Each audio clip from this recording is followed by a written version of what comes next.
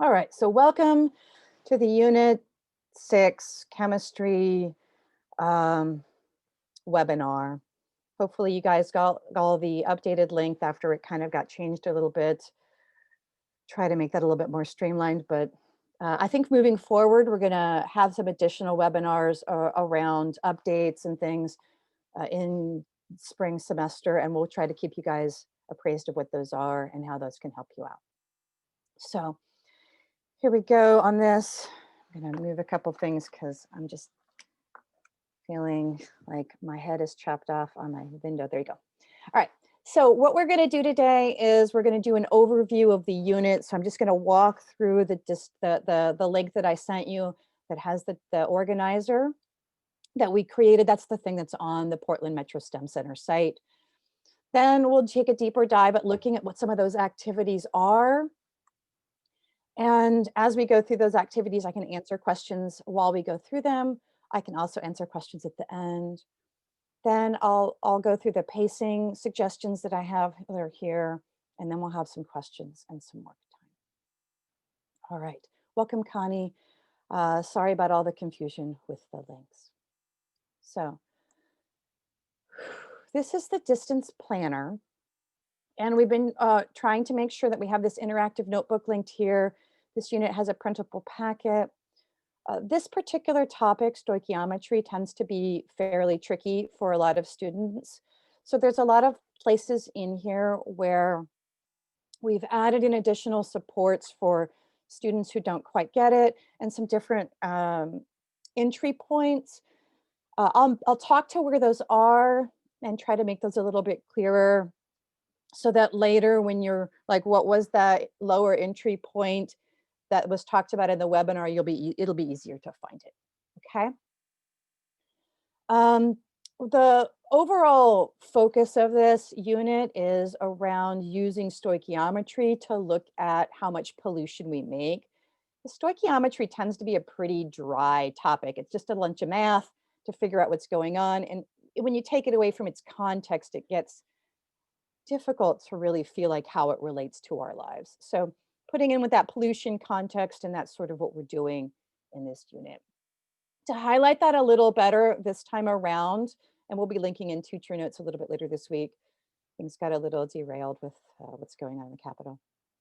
So in order to kind of get that together, our unit opener is about looking at how COVID cases are more severe when we have higher levels of pollution. So the amount of pollution matters, and that's kind of what's in this original essential question. Why do we do stoichiometry? The amount of things matter, and how much we create matters from what we're starting with. So that's what that unit opener is, and I'll look at that. I'll show you that again in a minute. Next, we have people kind of go through just an overview, an entry point of looking at what a mole is and what a mole conversion, like how to convert from grams to moles. But we're not giving them practice right away. That's because we're going to come back and revisit it a second time. Because it is sometimes a little tricky for some students to quite get. So that's what these are. This is a video on on what a mole is, and this is a little activity where you can kind of see and lay the groundwork for what's happening next. Next, we get into how do we count atoms and molecules, and that's that gram to mole conversion piece. So in here, we've got some gram to mole conversion problems. That's both in a Google document and a Go formative version of it. Then there are some activities that kind of relate to that as well. Some of them require scales and some of them don't. We don't know what your students have available to them because of distance learning. So we've labeled the one that doesn't require a scale for that lab. The other two do, and some students might have a kitchen scale and some don't. So you might want to go through and say, like, do the one that you can do that you're most interested in when we get there. After they've gotten a little practice of converting grams to moles, then we're going to start linking things together. So right here, we go into mole ratios and stoichiometry. So we start off with this PhET simulation where they can play around starting with sandwiches, and they go into playing with molecules to kind of get that mole to mole conversion. Then there are some practice problems on that. Now there's a couple points highlighted here. of if they're struggling with it even after that. There's some slides that I have found helpful with my struggling students that they don't know where they're like, there's a huge number of numbers that you're throwing at me and I don't know where they come from and I don't know how to put them together. So this basically is a slideshow that says, this is where this number comes from. And the next step, I'm doing this, and this is where that number comes from. And so that addresses those sort of mid to lower level students that get confused about where all the things come from and then how to do the math. So not everybody may need that, but that's kind of a lower level point. Then there's a bunch of conversion problems where they can practice the math. And I believe that the first mole to mole conversion problem is on that practice problem set. And if it's not, you could go through that and then give them an example here. After they're sort of getting that mole to mole conversion idea, then we mix a bunch of things together. And it tends to be confusing because students can get, I understand grams to moles, I understand moles to moles, but as soon as I put them together, I don't understand anything anymore. So that tends to be my experience with stoichiometry with my mid to lower level students. The higher level students, those students who are really interested in it, who are they think in math ways, tend to get it right away. And so we need to have a little bit more differentiation in this unit than in a lot of other units because there will be a big spread for what you have here. So this unit is all about trying to link, this part of it is about linking things together. So this mashed potato stoichiometry is about linking conversions together. There's this Jamboard for them to talk about what was going on for the students who get it.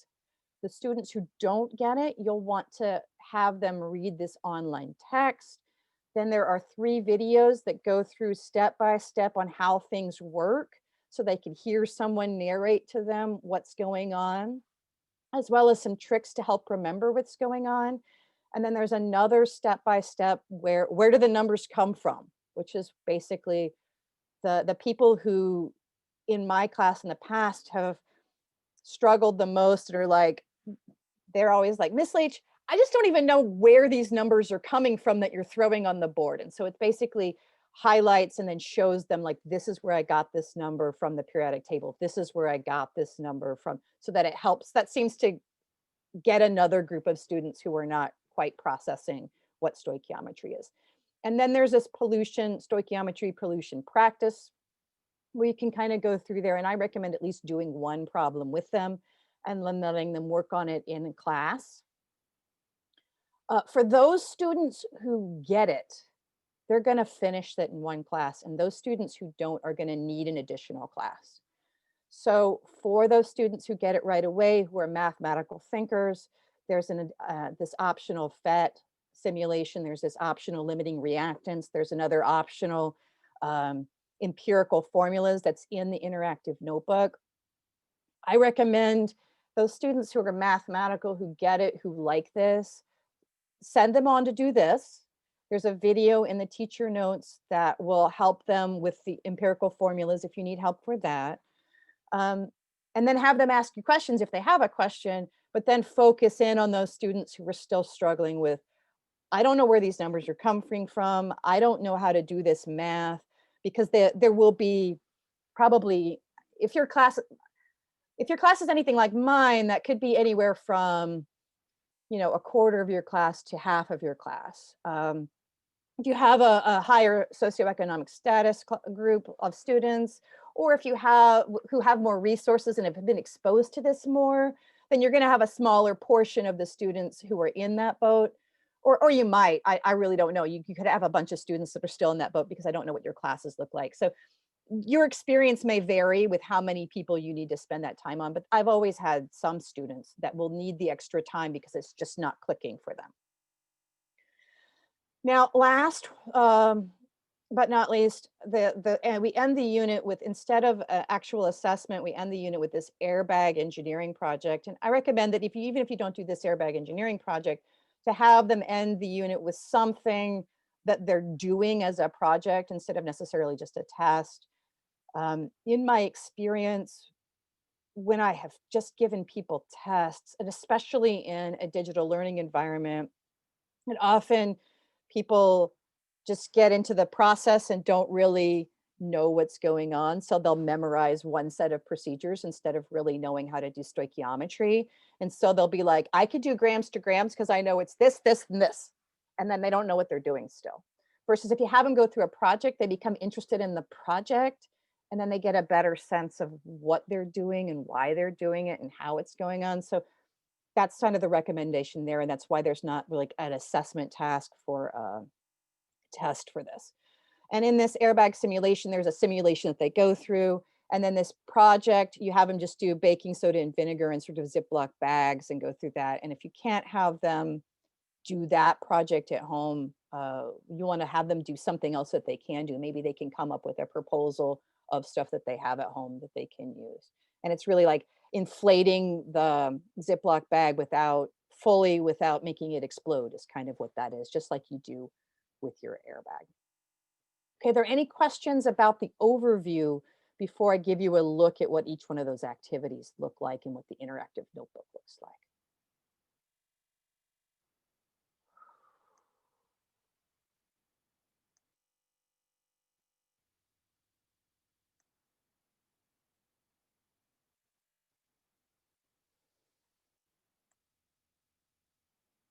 Just as a comment, Connie, I just saw your comment about how you were in one of the physics meeting. That's the reason that I had to send out a new link, is because both of the links the link I used to use was being used by physics. So I was told to use a different link, but that was also being used by physics. So it's kind of funny. All right, so let's go through some of these activities. I'm going to scroll back to the top. And so you show you where the links are. And then because some of them take a little bit to load, I think I have most of them opened in tabs already. Okay. So the interactive notebook, go ahead. Andrea, Yeah. excuse me. When I click on the interactive notebook, it's having me ask for access. Okay, then I will fix that access. Maybe make a note to make sure that the access is correct. Can other people link to it? No one can link to it? Okay, so I'll fix access to that as soon as this meeting is over.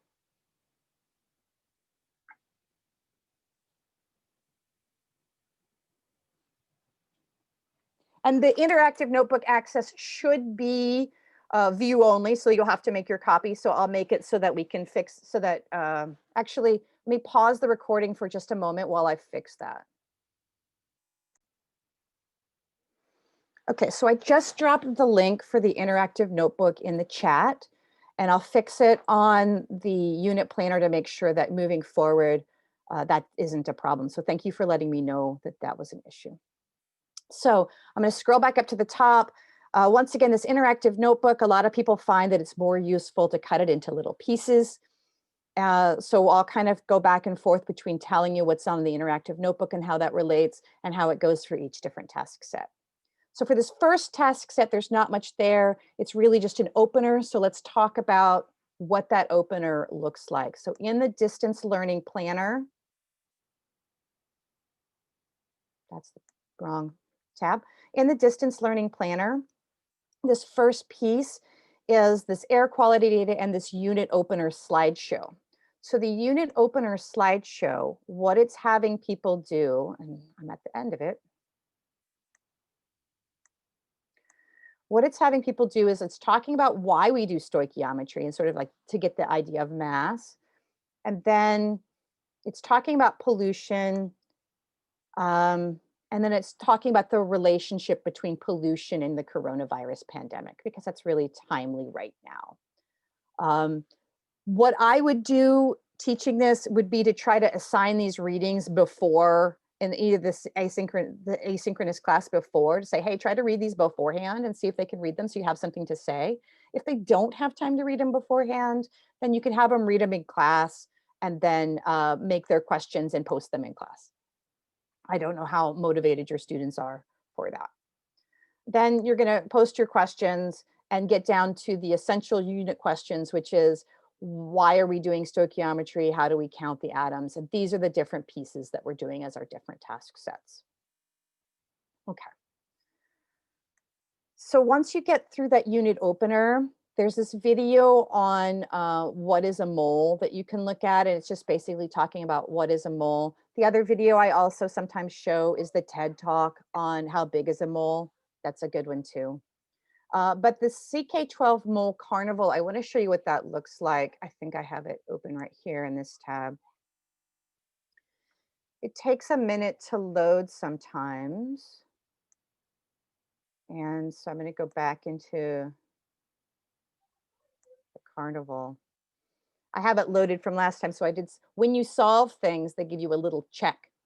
And let me show you what it takes to solve things into this unit Carnival. When you click on it, it gives you a little scenario of what's going on. And then you go in here and you're like, okay, the unicyclist pumps this much gas in at this pressure into the tire. How many liters of gas did he add into the tire? Okay. So then if you try to move on and let's say I want to skip and I know it's going to be this. It's not, but then it'll say before you can add the conversion factors, you have to put in your starting value in your units. So let's pretend I'm a student and I just paid attention to the first part that I needed to do my starting value. Okay, great. I'm ignored me and oh, nope, I still have to change my unit. So I go in and I change my units to moles of gas. And so I have to move all of you guys because you're on top of my thing. So moles of gas, okay? So now I've got moles of gas.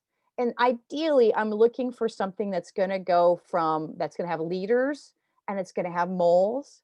If I try to put the wrong thing in here, it's going to be like, what the heck is this unit, right? Mole gas, mole water molecules, like what? The goal is you want to tell them that over here, keep trying until you get something where this is liters. And if you don't see the right one, you'll notice some of them you want to flip them over. And so there we get another crazy thing. That one didn't work. So I want moles and liters. So I find moles and liters. I put this in here. And once again, that's giving me the wrong units. I try it the other way and I get my liters out. So this is a trial and error to just sort of get what's going on. You'll want to maybe get your students to start talking about what do they have in common in order to come out with make it green, right? To make it green. And hopefully you want to try to lead them toward the mole of gases on the bottom here and the mole of gases by units here. So that's what your goal is that you're trying to get them to think about with this activity. So you've gone through that and now they've kind of have a little bit in their mind about what this is, but we haven't really given them a lot of practice on that. If you want to, you can have them do this s'mores activity. It seems a little early to me at this point. But that's kind of where we are right now is we're thinking about it. We made some notes on what it is. We put our questions in and we're going to go more deeply in it in our next live session. So in the next live session, there are these mole conversion practice problems. And I'm going to show you what those look like. This is the Word document version of it. I find that with my demographic of students, 10 to 20% of them look at this and go, okay, I know what to do. And 80 to 90% of them look at this and go, I am completely overwhelmed. Every one of these questions is asking me a different thing. And I don't quite process that they're just asking them to kind of use these equalities to come up with the conversion factors. So you can use this if it fits for your students. If you need a lower entry point, right over here is the lower level mole conversion practice problem. So this is your lower entry point. And if I look at that, I don't think I have it open. I think I closed it by accident in all of the kerfuffle. So this is a little more straightforward of I'm just doing here, grams to moles, and then some atoms to grams, so that you can kind of go through a few problems up here and then give them some practice on how to do the rest of them. So this is a little more straightforward. It doesn't have all of the liter pieces in there and all of the other pieces in there. So that's a lower entry point, and it seems to be a little easier for students to kind of get into. It's got,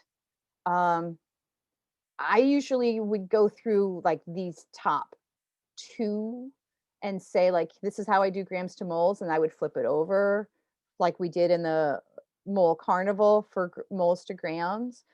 This is atoms to grams and atoms to grams. If you feel like that's too much atoms to grams going on, you can switch one of these out from grams to back to moles. So like maybe this third one, switch it out to grams back to moles so that they can kind of see the different kinds of problems. So that's what we've got here. In both of those, they're asking you to maybe find molar mass. So finding molar mass is another sort of supporting worksheet for people who need that additional support. And that's over here in this additional support column. The activities here that are sort of lab-like, let me show you the popcorn activity because I have it open. What you're doing in this popcorn activity is it gives you like a scenario about popcorn. Then they're going through and they're measuring with like a kitchen scale how much you have. Then after you get, then you pop the popcorn and see what's going on before and after and use that to calculate the molar mass of the water. So they're sort of doing some calculations with something and they get to eat popcorn while they do it. So, and there's even like a how-to for doing the equations. Sometimes people get a little tricky. So there's a little link here of how to add an equation into Google Docs because that's always a point of frustration for students. Has always been for me in the past as well. So that's the popcorn lab. The what does a mole look like is similar in that you're trying to measure out moles of different things. The cookie mini lab is a little different in that you've got a recipe and you're just doing conversions with the recipe. I don't think so. This chocolate chip cookies recipe here. I'm just going to reopen it. Ah, it is the one that I already had open. It's currently in a Google in a Word document version.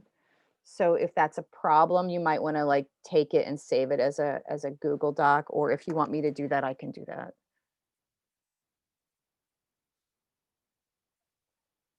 I'll just make myself a note to do that because sometimes things get messed up in the conversions when you do that. So basically they come in here and they've got their moles that they're using for their recipes all in moles, and they're going to be converting it into masses that they could measure or making measurements that they can measure. They don't have to look up what all of those things are. If you there's places here for them to do the calculations.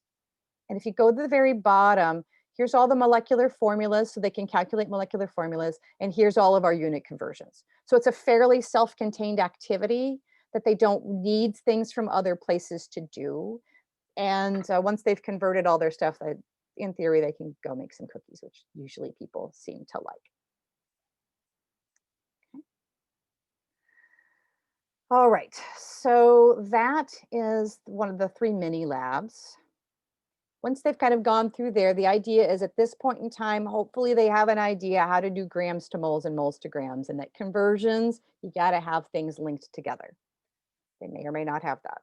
You may have to keep going over that for the rest of this unit because it takes a while for that to sink in for folks. In this full stoichiometry, it's going to go for several days. We didn't break it up into 3 different task sets because we wanted to kind of say, we're trying to figure out how much pollution we're making from a certain amount of reactants, but there's some steps along the way that we have to get into. So we can't just do gram to moles and moles to grams. We've got to add some other steps in. So this is about what those other steps are. For the mole ratios, the first thing we're going to do is this FET simulation, which is an HTML FET, so it actually runs pretty well on the Chromebooks. I kept having to move you guys around. And have them start with sandwiches because it's a little easier to understand the sandwiches. And so they go through and they've got this equation like meat and cheese. And this is what matches what's in the interactive notebook actually. So they go through and they do this with meat and cheese, and then they can go through and do it with molecules. If I go back, and I'm sorry for being a little disorganized. So you did your conversions, and now we're going into, and there's some lines on here to help you remember what you have goes here to kind of how a conversion works. And then here you're going through that FET simulation in your interactive notebook.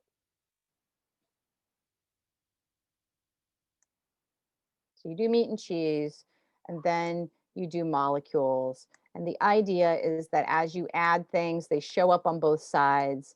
And when you start adding the other thing, you can start seeing the amount of products that are there, until you can kind of see that when I have my products in a ratio that matches this up here, I am making only products. So like if I take this down to 2 to 1 makes 2 of these, which matches what's up here. And if I make it a different amount, then I have leftovers.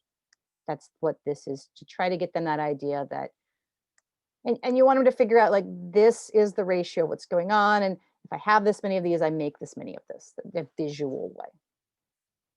Okay. After they get done with that PhET simulation, there are these mole conversions, and it's just 14 different mole conversions of, if you start with this many moles, how many do you end up with? Now, the mole conversion PowerPoint that's linked on there, that's supporting material, like I said, it's going through, it's giving you some rules to think about when you're going through this, but it's basically saying, what do I do first?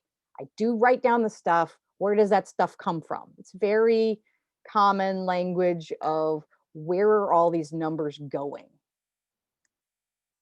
And it goes through one example where I do calculations, and then it goes through another example of a pollution problem. So that's what's going on here.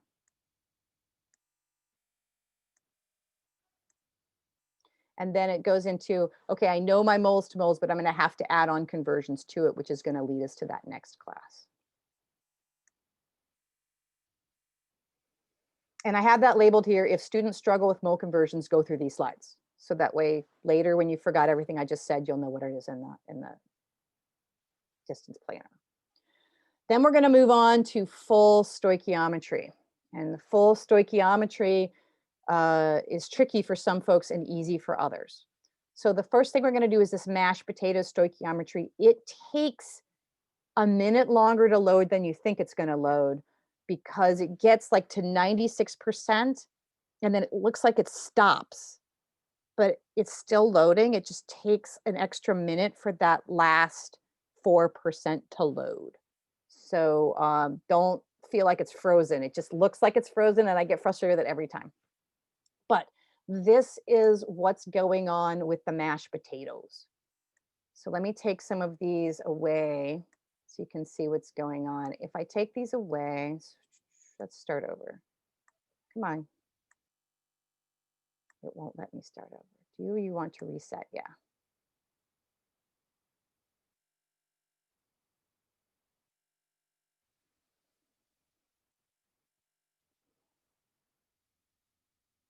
It takes a minute to reset. So what is going on is, you're given a starting point, and then you drag these different conversions up. And if you set the right conversion in the right place, it crosses it out. And if you set the wrong conversion in the place, it doesn't cross it out. So here it is reset. So let me show you what it looks like. This is ounces, and I want to get to grams.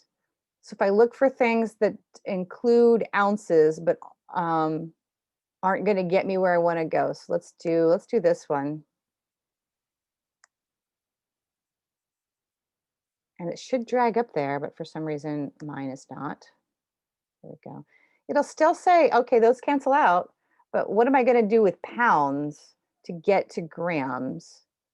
Oh, there is a pounds to grams. So I dragged the right one up there, but let's see if I drag the wrong one up there. You can see nothing happens. It's not crossed out. If I drag the right one up there,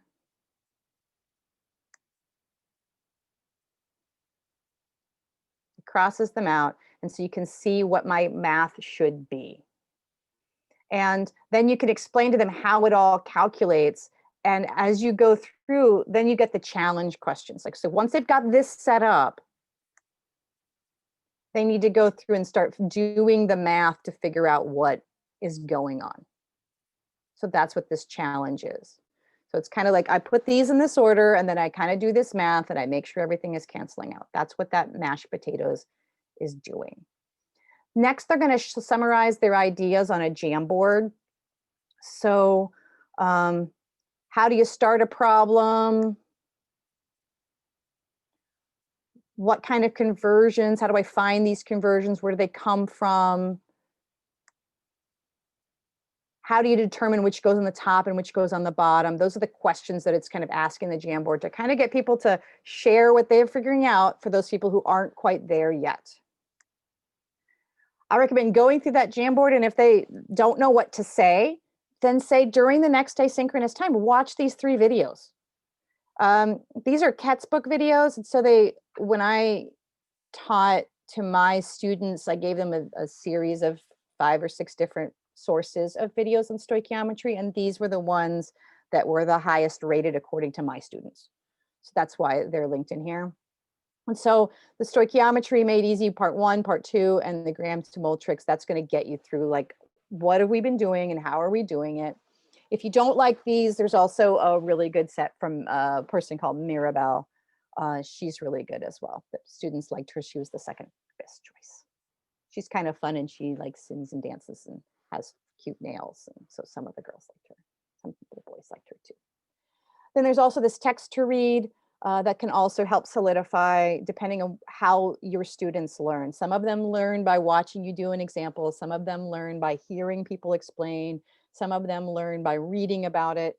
And then there's also this stoichiometry step-by-step presentation, where it's another one of those PowerPoint slides where it says like, this is where this number comes from. This is where this number comes from. This is why I use this ratio. And it's another, every single piece has its own slide, so they can go through it at their own pace and see where things are happening.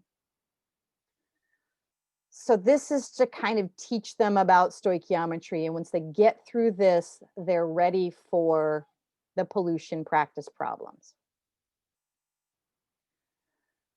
Like I said earlier, some students will go through this in 1 class, and some students will not get through it in 2.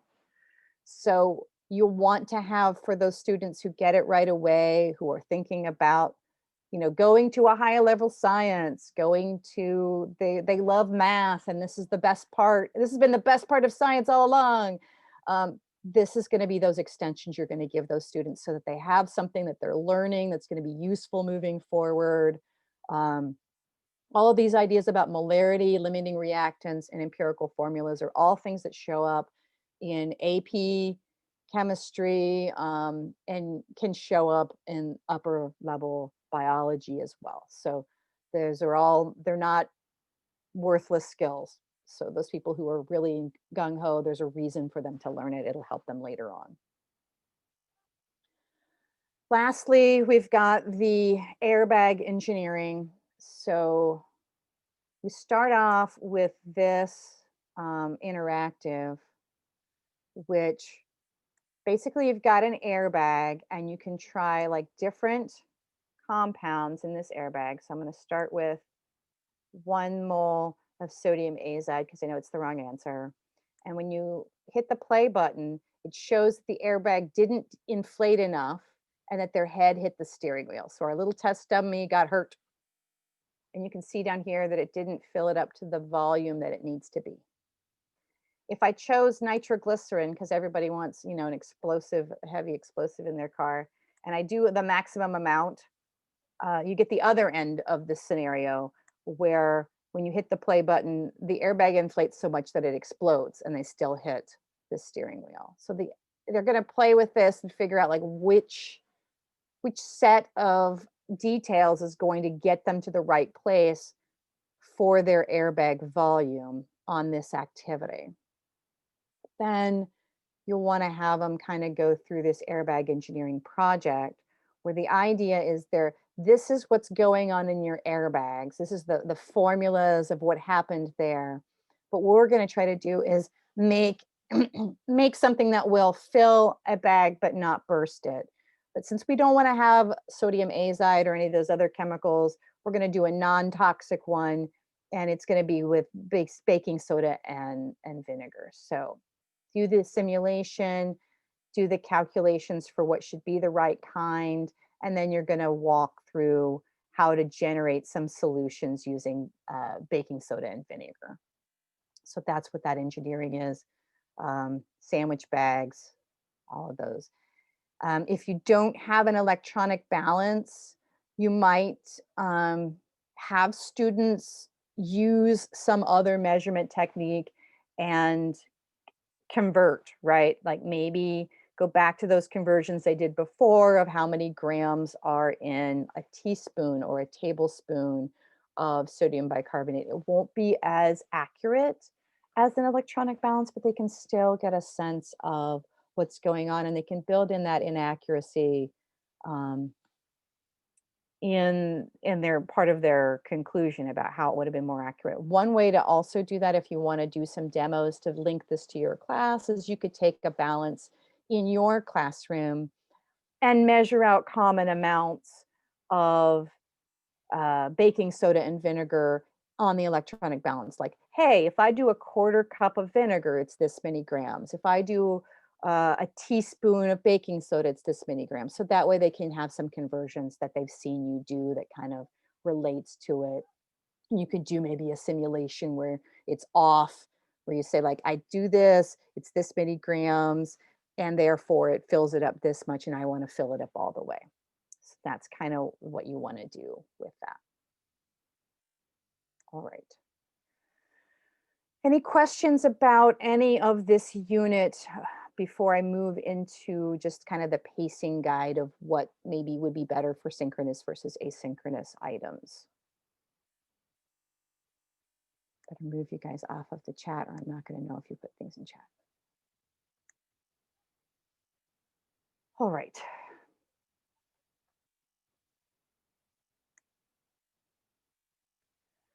So going back to our agenda spreadsheet, the second tab of that is the pacing guide. And this is really, it's listed for the 4x4 because I'm familiar with that.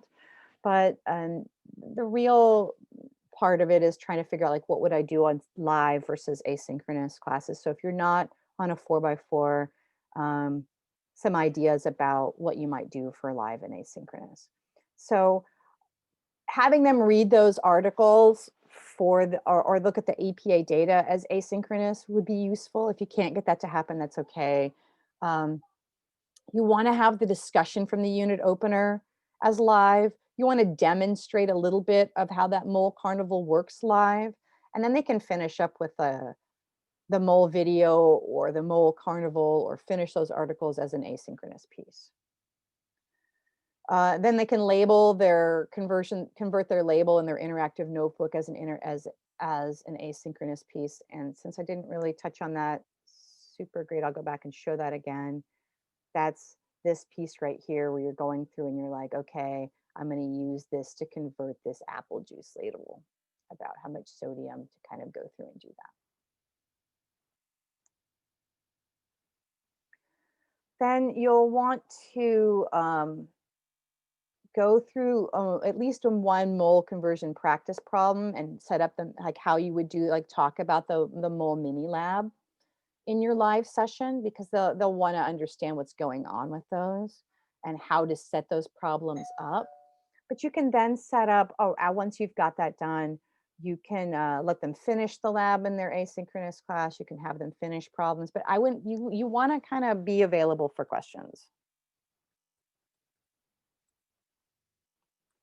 So I recommend, having, tell them to do that, but tell them I'll be available this time for questions, because some of them will still need to ask questions, even though they have some supports there that are available. You might want to follow up, make sure people answer some additional questions here live, and then go through that reactants and products leftovers activity, and then model at least one mole conversion practice problem, show them where the slides are if they get stuck, so that and then give them some time to kind of play with, how do I do those mole conversions and how do I do that and still be available for questions. You'll want them to finish up that, maybe give them some time asynchronously to finish that up, but be available for questions there. I posted it earlier in the chat, Connie, so let me quickly give you this link um, as well for those of you who need it.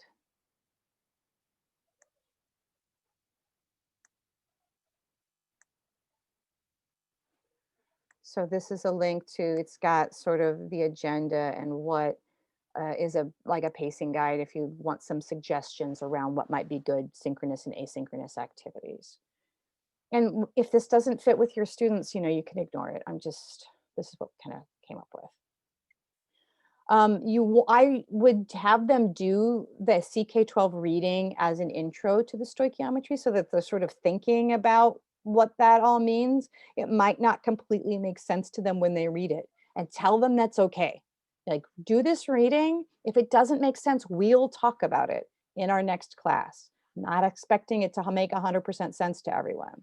Then you'll go through and demonstrate a full stoichiometry problem of the stoichiometry pollution practice, and then give them time in class to work on it so that they can go, wait, I'm stuck here and I don't understand this, because there will be some students who will need that extra help. You'll also be going through that mashed potato activity. For some reason, that's not showing up here, so I'll add that. Do mashed potato activity.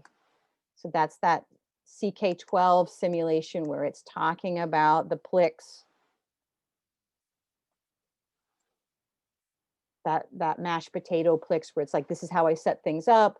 Here are the activities. Then you go through that full stoichiometry problem, give them time to work, show them where the slides are if they get stuck, assign the Ketzbook videos and like have them do that and work on their stoichiometry stuff during an asynchronous class, so they can be like, okay, I'm still don't understand this, still doesn't make sense to me. Here's another person explaining it. You might have them go back and reread the CK12 or have them look at the slides that tells you where everything comes from. Then come back to stoichiometry practice problems in another live session and assign those extensions for those students who are done. Like, okay, if you're done with this and this was easy, here's some more challenging things for you to do that'll get you ready for higher science things, higher science classes.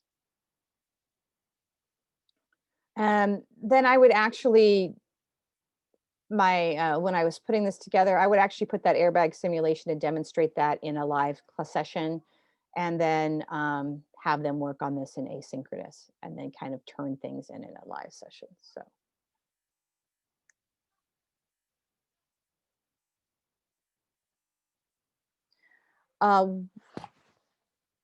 Why don't I put a link to it in the distance learning planner for you, so that I'll put something in there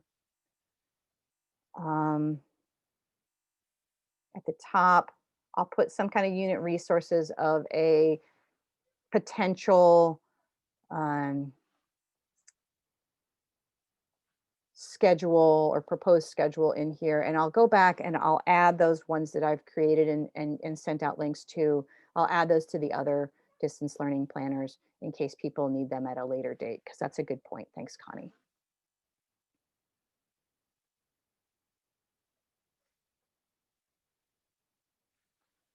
All right.